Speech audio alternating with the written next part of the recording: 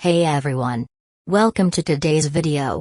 Today we're going to learn a simple biography of Napoleon Bonaparte, one of the most famous military leaders and emperors in history. If you want to practice your English while discovering his fascinating life story, you're in the right place. So, let's get started. Napoleon Bonaparte was born in 1769 on the island of Corsica.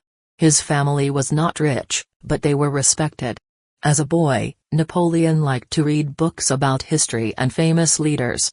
He was quiet but very serious.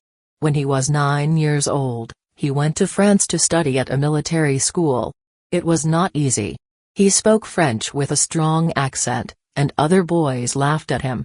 But Napoleon studied hard. He was good at math and very good at military subjects. Teachers said he was talented.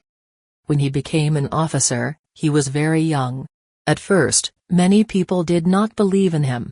But Napoleon was brave, and he could make fast decisions. In 1793, during a battle at Toulon, he showed his skill. He planned the attack very well, and France won. People started to notice him. He became a general at only 24 years old. After Toulon, Napoleon became more famous. He was sent to fight in Italy. The French army there was weak and tired. The soldiers had little food and bad clothes. Many of them wanted to go home. But Napoleon spoke to them with strong words. He said, "Soldiers, you are hungry and cold. But soon you will have honor, food, and respect. Follow me, and you will win." The soldiers listened. They trusted him. In Italy, Napoleon used new ideas in war. He moved fast, attacked quickly, and surprised the enemy. His army won many battles, even when the enemy was stronger. Soon, France controlled much of northern Italy. Newspapers in Paris wrote about his victories. People started to call him a hero. Napoleon was still very young, but he became one of the most important generals in France. After Italy, Napoleon wanted new adventures. In 1798, he went to Egypt with a large army. He wanted to cut the British trade routes and also learn about the old land of the pharaohs. The journey was long and difficult, but finally the French army reached Egypt. In the desert, Napoleon's soldiers fought against the Mamluks. At the Battle of the Pyramids, Napoleon told his men, "Soldiers, from the top of these pyramids, 40 centuries are watching you." The French won the battle. Napoleon became even more famous. But soon there were problems. The British Navy, led by Admiral Nelson, destroyed most of Napoleon's ships in the Battle of the Nile. The French army was stuck in Egypt. They could not return easily. Life was hard, and many soldiers became sick. Even with problems in Egypt, Napoleon did not lose hope. He studied the culture and history of the country. He traveled with scientists who made maps and collected information about ancient monuments. Later, Europe learned many new things about Egypt because of this expedition. But France needed him. The political situation in Paris was unstable. The government, called the Directory, was weak and corrupt. People were unhappy, and they wanted a strong leader. In 1799, Napoleon secretly left Egypt and returned to France. He was welcomed as a hero. Soon after, he took part in a coup d'état. With his supporters, he removed the old government and created a new one. He became the first consul of France. Napoleon now had great power. He was not only a general, but also a political leader. As first consul, Napoleon wanted to bring peace to France. The country had many years of war and revolution. People were tired and poor. Napoleon made many reforms. He changed the laws, improved schools, and organized the government. He also signed peace with Austria, one of France's main enemies. For a short time, Europe was more calm. But Napoleon's ambition was big. In 1804, he decided to become Emperor of the French. At the ceremony in Paris, the Pope came to crown him. But Napoleon took the crown in his own hands and placed it on his head. This showed that his power came from himself, not from the church. Many people admired him, but others began to fear him. After becoming emperor, Napoleon started many wars in Europe. These wars are called the Napoleonic Wars. His army was strong, and he used fast movements to confuse enemies. In 1805, he faced Austria and Russia at the Battle of Austerlitz. It was one of his greatest victories. He said to his soldiers, "You must remember this day. You are the best soldiers in the world." Napoleon created a big empire. He controlled much of Europe. Many kings and queens had to follow his orders. He also placed members of his family on European thrones. His brother Joseph became king of Spain, and his brother Louis became king of Holland. For some years, it seemed that nothing could stop him, but enemies never rested. Britain, Russia, Austria, and Prussia often united against him. Napoleon tried to fight them all. In 1812, he made his biggest mistake. He invaded Russia with a huge army. At first, he thought it would be easy. But the Russians used a special tactic. They burned their own villages and fields, so the French army could not find food. Napoleon's soldiers marched deeper into Russia, but they suffered from hunger and cold. In Moscow, Napoleon hoped for peace talks, but the city was empty and burned. Winter came early, and the French army had to retreat. Thousands of men died in the snow. This campaign destroyed much of Napoleon's power. After the disaster in Russia, Napoleon's enemies grew stronger. In 1813, many countries joined together in the War of the Sixth Coalition.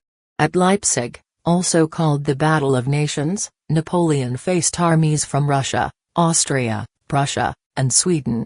The battle was huge, with more than 500,000 soldiers.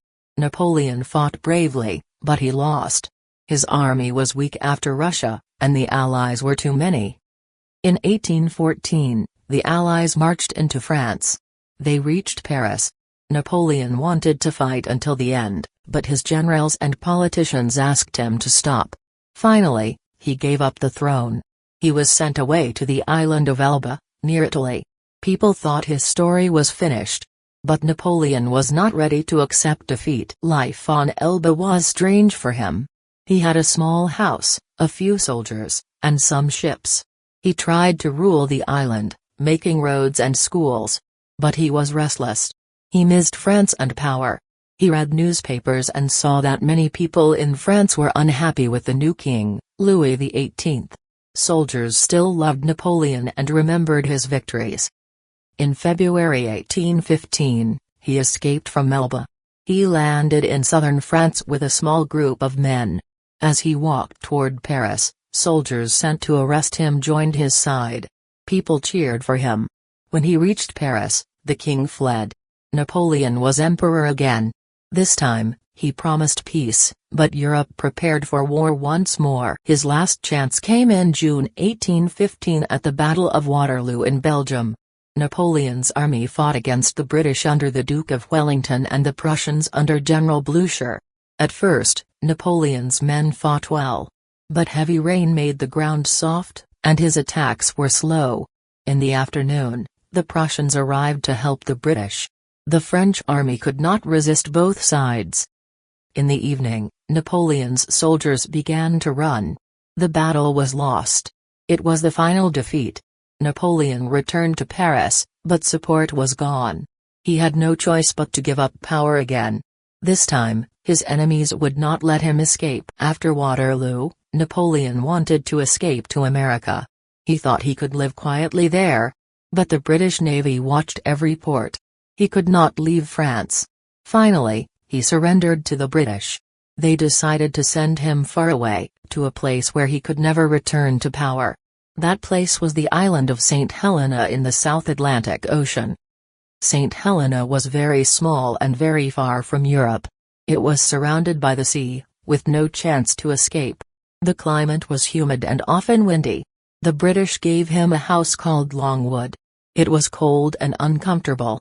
Napoleon was guarded by soldiers all the time. He was only 46 years old, but his great career was over. Life on St. Helena was lonely. Napoleon had a few friends and officers with him, but he missed France. He spent his days walking in the garden, writing his memories, and speaking with visitors. Sometimes he played cards or talked about history. But often, He felt sad.